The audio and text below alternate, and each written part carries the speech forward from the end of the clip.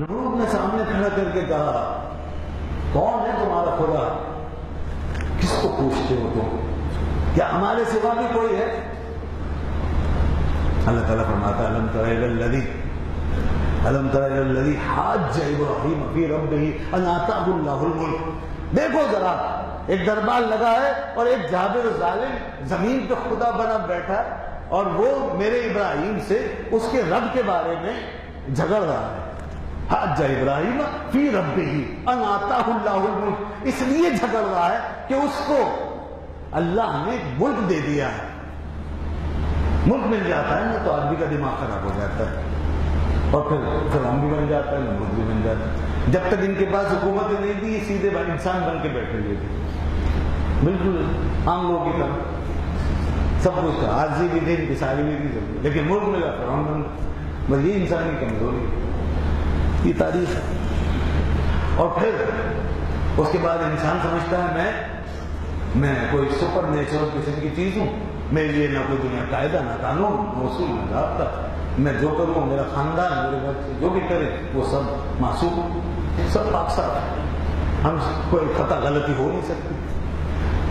اللہ اکبر، ایسے مجرموں کو پکڑنا بھی آسان ہے، کوئی عدالت پکڑ سکتی، جن کو کہیں کسی گوشے میں کوئی شرمندگی، کوئی کبھی محاسبہ، کوئی اپنے بارے میں کوئی خوف، اللہ کے یہاں کی کوئی فکر، کوئی چیز ہی نہیں، تو بالکل جیسے فرعون نمرود اس طریقے سے اکڑے بیٹھے تھے، اسی طریقے سے ہم بھی اپنی جہاں تک ہمیں موقع ملا وہاں تک ہم نے اپنی خدائی کا ڈنکا بجایا رکھا۔ یہ ہوگا دنیا کا، اگرچہ زبان سے نہیں کہتے ہم کہ ہم بھی خدا ہو گئے نعوذ باللہ، لیکن کام ویسے ہی ہوتے ہیں، انداز وہی ہوتے ہیں، طریقے وہی ہوتے ہیں۔ وہ مولانا روم نے ایک بڑی زبردست بات فرمائی تھی اور بات سے بات نکل آئی تو نفس ماں کم ترس فرعون نیست، نفس ماں کم ترس فرعون نیست، لیک پورا اون مارا اون نیست، کہ ہمارا یہ نفس کسی فرعون سے کم نہیں، بس فرق اتنا ہے کہ اس کو مدد مل گئی، یعنی حکومت، سلطنت، اور ہمارے پاس وہ چیز نہیں ہے۔ اگر ہمیں بھی یہ چیز مل جائے تو ہم بھی کچھ نہ کچھ اپنے آپ کو ماننے لگے، منوانے لگے۔ اللہ محفوظ رکھے، بس سب ایک جیسے نہیں، ہماری تاریخ میں بڑے عظیم لوگ بھی ہوئے۔ تو وہ نمرود وہ خدائی کا دعویٰ کر رہا ہے، اور اللہ تعالیٰ فرماتا ہے ہم نے اسے حکومت دے دی تھی اس لیے وہ کر دیا۔ اس نے سامنے ابراہیم سے پوچھا کہ کس کو مانتے ہو، کون ہے تمہارا رب؟ آپ نے فرمایا ربی الذی یحیی و یمیت، میرا رب وہ ہے جو زندہ کرتا ہے اور مارتا ہے، جلاتا ہے اور مارتا ہے، میرا رب وہ ہے۔ اس نے کہا قال انا احیی و امیت، میں بھی یہ کام کر سکتا ہوں، میں بھی زندہ کرتا ہوں، مارتا ہوں۔ تو نادان تھا، سمجھا مارنا، جلانا اور مارنا یہ جس سینس میں آپ فرما رہے ہیں وہ اس کو سمجھا نہیں۔ اس نے کیا کیا، اس نے ایسی دو قیدیوں کے ساتھ فیصلہ کیا، ایک کو سزائے موت کو آزاد کر دیا، کہا دیکھو زندہ کر دیا، ایک کو آزادی کی، ایک کا فیصلہ ہو چکا تھا، سزا ختم ہو گئی تھی، اس کو مروا دیا، کہا دیکھو یہ زندہ ہو رہا تھا، مار دیا۔ اس نے اس طریقے سے اس کو یہ جواب دے دیا، آپ سمجھ گئے کہ نادان ہے، میری بات کو سمجھے۔ تو پھر آپ نے ایک اور دلیل پیش فرمائی، اور وہ ایسی بات تھی کہ وہاں اس کے چکے چھوٹ گئے، جس پہ وہ مبہوت ہو کے رہ گیا، قرآن میں مبہوت ہو گیا، فبہت الذی کفر۔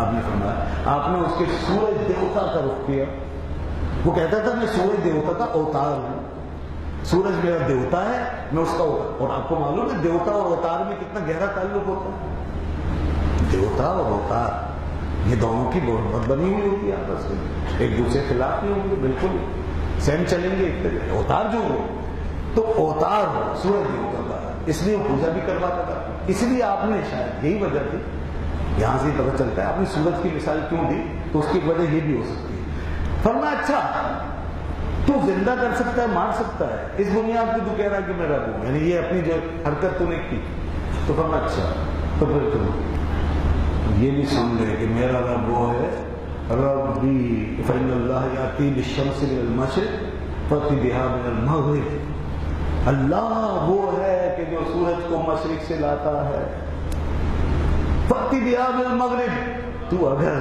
کچھ بھی ہے، رب ہے، دیوتا ہے، اوتار ہے، جو بھی ہے، چل لے کر آئے سورج کو مغرب سے۔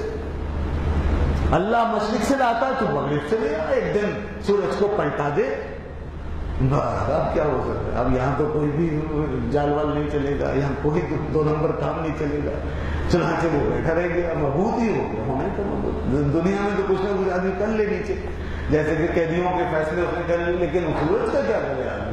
تو ہم نے فرمایا کل سورج کو ذرا پلٹا کے دکھا، تو اللہ نے فرمایا فبہت الذی کفر، وہی حیران پریشان مبہوت ہو کر رہ گیا وہ کافر، باقی گرے بس بڑے دربار میں اس کی خدائی کی حقیقت بے نقاب ہو گئی اور اس کی بڑی جگہسائی ہو گئی۔ اس کے بعد سے ایک دشمنی شروع ہوئی اور سیدنا ابراہیم خلیل اللہ علیہ السلام کو انہوں نے باغی سمجھنا شروع کر دیا اپنی مملکت میں، اور باغی کو کیا کیا جاتا ہے؟ اسے راستے سے ہٹایا جاتا ہے۔ لہٰذا آپ کے لیے سزائے موت کے بارے جاری ہونے لگے، آپ کی گرفتاری کے بارے جاری ہونے لگے، آپ کے اوپر پابندیاں لگنے لگی وغیرہ، بڑی سخت۔